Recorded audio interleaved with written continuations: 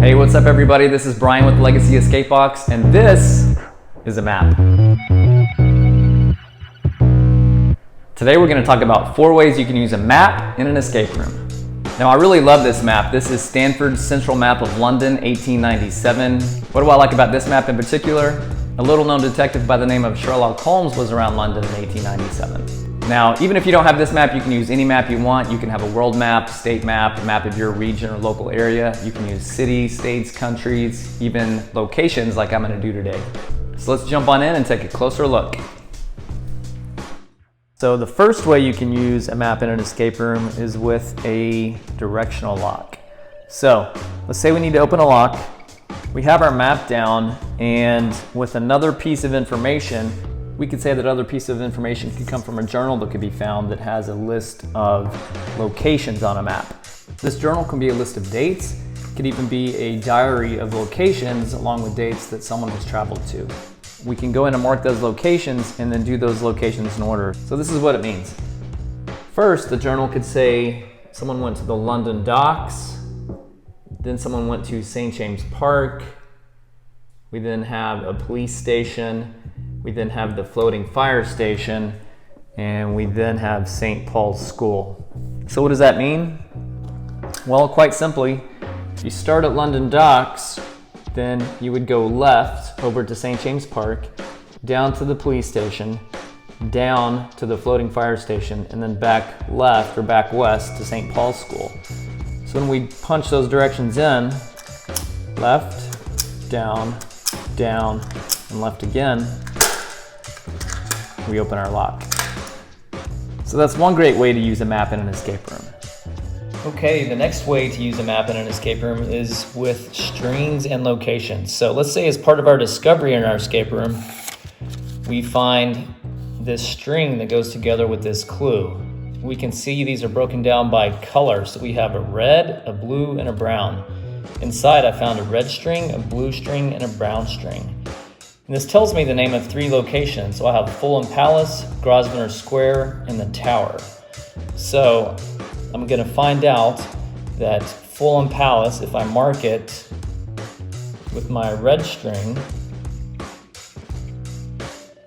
then I mark Grosvenor Square with my blue string. Finally, I have the Tower. I'm going to use my brown string for that. So I can see that these strings need to do something. And the strings can come in multiple directions, right? So here's red. I've also marked these for ease of use with the dot. This blue string can come anywhere on the map.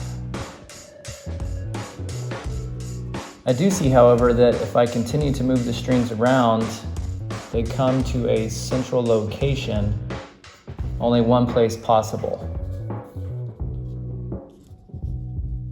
So when I move my strings around, they actually meet in one location. That location is the answer.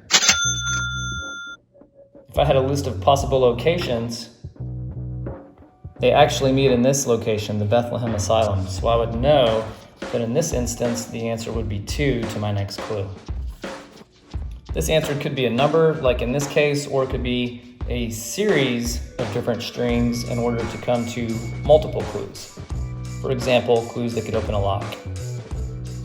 Okay, the next way to use a map in an escape room is with the use of shapes.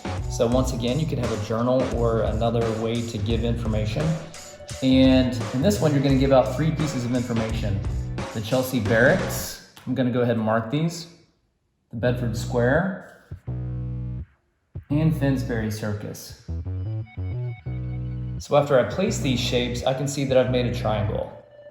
You can create that shape with a string, or you can obviously just look at it and know that you have a triangle. There is a key in the escape room which tells you what different shapes mean. So you could have a series of shapes, or if you just need one clue, you can write in a word. In this case, the answer would be 5. After a series of discoveries, then participants can unlock your clue. Okay, the 4th way you can use a map in an escape room is pretty amazing. Are you ready? So while the participants are looking around, they're looking through the looking glass here, they're using the compass, trying to figure out how to use this telescope. Guess what? Yeah, you guessed it. everything they need is on the back the whole time. So don't forget discovery in an escape room, okay? This one has been a lot of fun.